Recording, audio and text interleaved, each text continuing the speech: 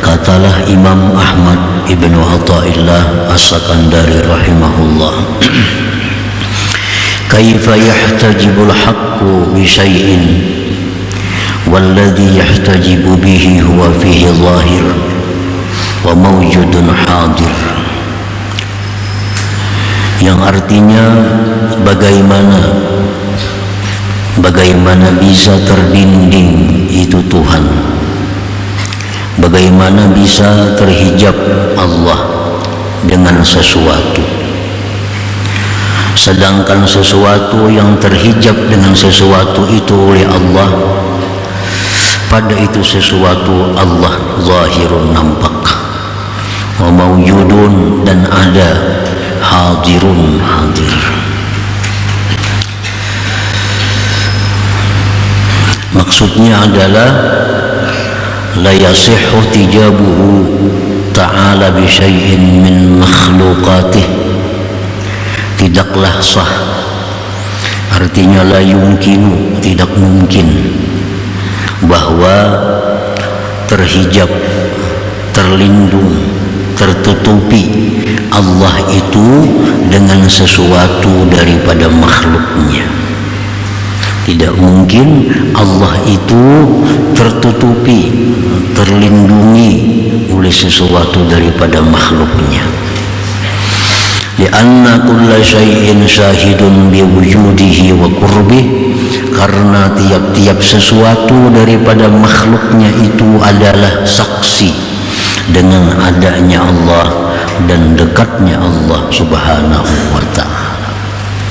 Para muhibbin rahimakumullah, jadi makhluk-makhluk Allah ini adalah menyaksikan adanya Allah. Makhluk-makhluk ini menyaksikan dengan dekatnya Allah. Maka tidaklah mungkin Allah itu bisa terdinding, bisa terlindung dengan sesuatu yang menunjukkan kepadanya. Tidaklah mungkin Allah itu terdinding dengan sesuatu yang sesuatu itu menunjukkan keberadaannya. Illa ayyasrifal haqqu ta'ala bibasirah, illa ayyasrifal haqqu ta'ala basirata abdih li ghairih, terkecuali bahwa Allah memalingkan mata hati hambanya bagi selain Allah. Nah, kecuali Allah yang memalingkan mata hati kita kepada selainnya. Fa'idha sarafaha anhu kana al-'abdu mahjuba lar-rabbu subhanahu wa ta'ala, bila mana Allah memalingkan mata hati hambanya daripada Allah, maka hamba itulah yang terdinding, bukanlah Tuhan subhanahu wa ta'ala. Nah, para muhibbin rahimakumullah, ini andai kata mata hati kita tidak bisa menyaksikan Allah, padahal Allah itu sangat nampak, sangat jelas. Bila mana mata hati kita tidak bisa melihat tentang adanya Allah, maka berarti Allah telah memalingkan mata hati kita daripadanya, sehingga kita tidak melihat adanya Allah subhanahu wa ta'ala dengan mata hati itu. Allah subhanahu wa ta'ala itu bernama Al-Zahir, maha nampak. Allah bernama Al-Zahir, artinya maha nampak. Maha nampaknya Tuhan itu bi'ainil basirah, dengan mata hati. Mata hati sebenarnya sangat nampak melihat Allah. Dan Allah juga punya nama Al-Batin, artinya Allah tersembunyi dengan mata kepala. Memang kalau mata kepala kita kada mungkin melihat Allah di alam dunia ini, tetapi bagi mata hati itu sangat nampak Allah subhanahu wa ta'ala. Jadi nama Tuhan ada Al-Zahir, ada Al-Batin. Tuhan maha nampak, maha tersembunyi. Maha nampak artinya dengan mata hati, maha tersembunyi dengan mata kepala ini. Nah, para muhibbin rahimakumullah. Nah, apabila Allah Subhanahu wa ta'ala memalingkan hati kita daripadanya, nah, mata hati kita dipalingkan oleh Allah, sehingga mata hati kita ini kada melihat Allah itu, karena dipalingkan oleh Allah. Jadi masalahnya itu ada pada kita, bukan pada Allah. Allah sangat nampak sebenarnya. Kenapa mata hati kita kada bisa melihat Allah? Karena dipalingkan Allah kepada selainnya.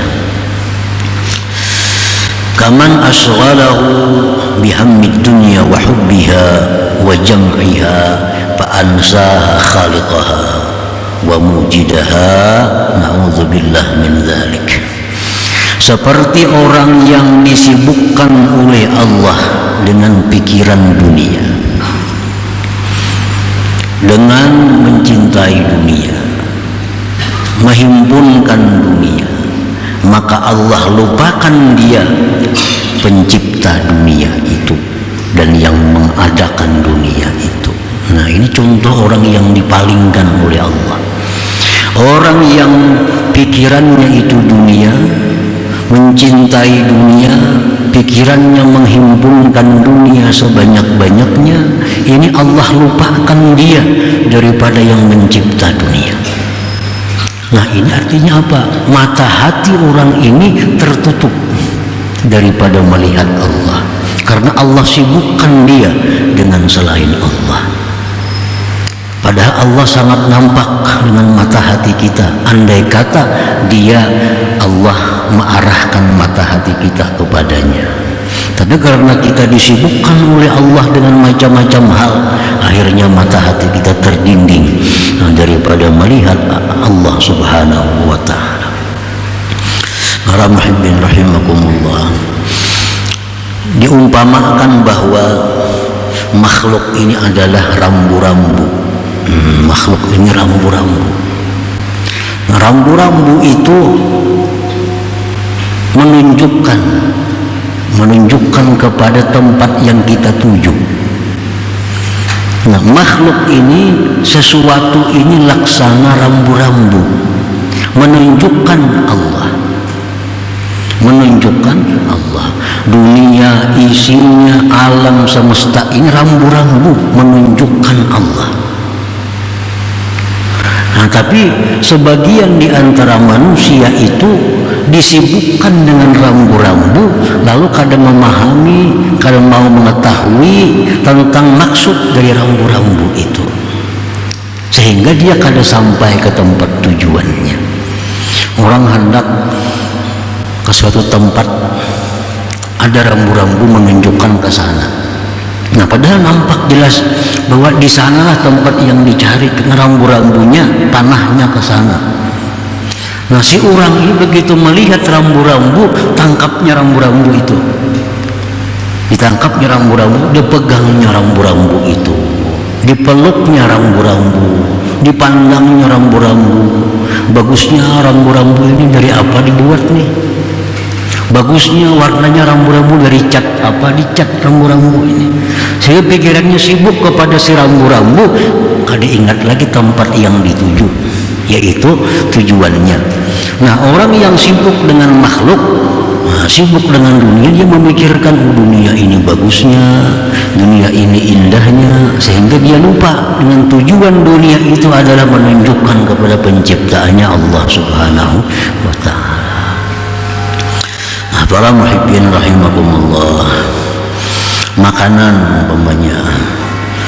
Nah, makanan itu sudah jelas menunjukkan kepada makanan, masakan itu menunjukkan kepada adanya tukang masak.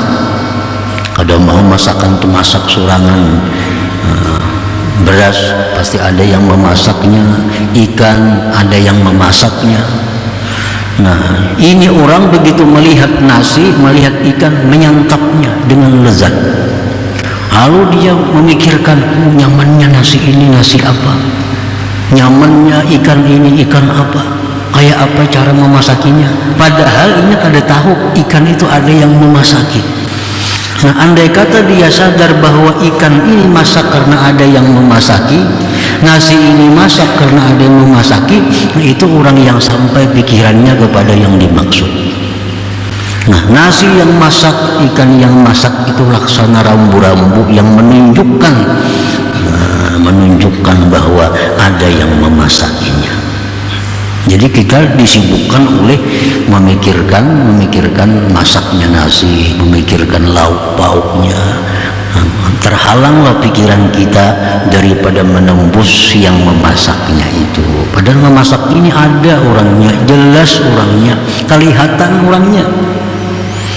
Tapi karena asik dengan nasi masakan ini, kada terpandang lagi yang memasaknya, kada teringat lagi yang memasaknya. Nah, itulah kebanyakan daripada manusia ini. Para muhibbin rahimakumullah, firman Allah Subhanahu wa taala, "Wa laqad zara'na li jahannama katsiran minal jinni wal ins lahum qulubun la yafqahuna biha wa lahum a'yunun la yubsiruna biha wa lahum adhanun la yasma'una biha ulaika kal an'am bal hum adall." Nah, ujar Tuhan, sungguh kami jadikan Jahannam itu untuk kebanyakan daripada bangsa jin dan manusia. Jadi Jahannam itu isinya jin manusia. Siapa-siapa yang masuk Jahannam itu orang-orang yang mempunyai hati tetapi tidak bisa berpikir dengan hati itu. Dia punya hati tapi kadang bisa menggunakan hati. Ini dunia, ini nikmat, mesti dipikirkan yang memberi nikmat itu. Kadang mau dunia ini ada sendirinya, kadang mau nasi itu masak sendirinya, mesti ada yang memasak, mesti ada yang menciptakannya. Dia punya hati, namun hatinya kada sampai ke sana. La yafqahuna biha wa lahum a'yun la yubsiruna biha. Mereka punya mata, melihat. Ini tukang masaknya melihat. Ada tukang masak berkopiah putih tinggi, tapi pikirannya kada ke sana, terfokus pada masakan yang dimasakinya. Padahal masakannya bisa habis dimakan, mungkin habis kemana mencari, kada tahu tukang masak. Nah, dunia ini bisa habis, mati kita habis dunia. Nah, kalau kita kada tahu kemana Tuhan, kemana kita larinya? Nah, jadi mata ada tapi kada melihat, telinga ada tapi kada mendengar. Mereka itulah seperti binatang, bahkan lebih sesat dari binatang. Nah, jadi artinya bahwa orang-orang yang berpikiran pendek, orang-orang yang pikirannya kada sampai kepada pencipta segala sesuatu, itu akan mudah berbuat segala macam kemaksiatan, akan mudah melakukan pelanggaran hukum Allah, karena ini kada ingat dengan siapa yang menciptakan nikmat ini, siapa yang mengirimkan nikmat ini, siapa yang menentukan nikmat ini untuknya. Ini kada sampai ke sana pikirannya, padahal jelas ada. Nah, tapi dipalingkan Allah hatinya daripada memikirkan yang demikian itu. Nah, ulaika kal an'am, mereka itu seperti binatang. Binatang itu macam-macam contohnya. Imam Ahmad Ibnu Athaillah dalam kitab lain mencontohkan perilaku binatang yang ini kebanyakan ditiru oleh manusia. Anjing itu kalau kita lempar batu digigitnya. Anjing itu kalau kita tawak lawan batu disasahinya. Orangnya kan disasahinya.